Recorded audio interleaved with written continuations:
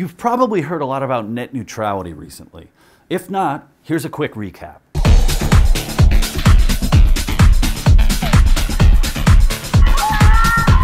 In a nutshell, net neutrality is the principle that all data should be treated equally by internet service providers.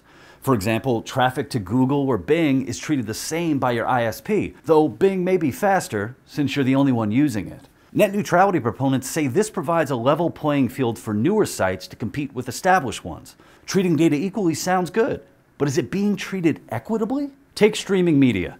Companies like Netflix and Amazon are able to spend millions on faster servers, high-profile actors, and better production value, which is a systemic barrier to new and less privileged competitors.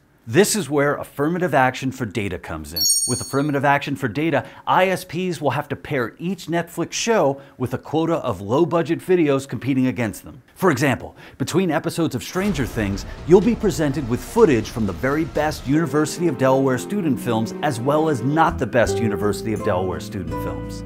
Until recently, these underserved films were doomed to obscurity by gatekeepers like Hulu, Amazon, film reviewers, and people who didn't want to watch them. But now, giants like HBO will be on equal ground with this video of a woman massaging a possum.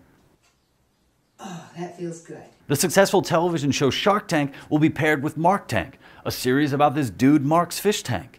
I'll give you this food for 15% equity. Look, services like ratemykaraoke.co.ru can't spend as much on things like advertising, distribution, equipment, or editing as the big players do. So a level playing field means they should have unfettered use of Netflix's platform, just like Netflix should have unfettered use of Comcast's infrastructure. And affirmative action for data is not only beneficial to creators, but to viewers like yourself. The policy helps you broaden your perspectives by increasing the diversity of websites you're exposed to. The top 100 websites control the majority of traffic, and pretending we as consumers can be net neutral just means we aren't acknowledging our biases. So when you go to load Facebook, you could be redirected to a website in need of traffic, like MySpace. Just because ageist internet surfers don't look for it anymore doesn't mean it doesn't have just as much to offer. If you try to load Google News, you may be redirected to a conspiracy blog that claims you faked the moon landing. And of course, when you go to load your typical vanilla porn searches, affirmative action for data will make sure to load the kinds of smut no one searches for. You may be surprised what you find out about yourself. I know I was.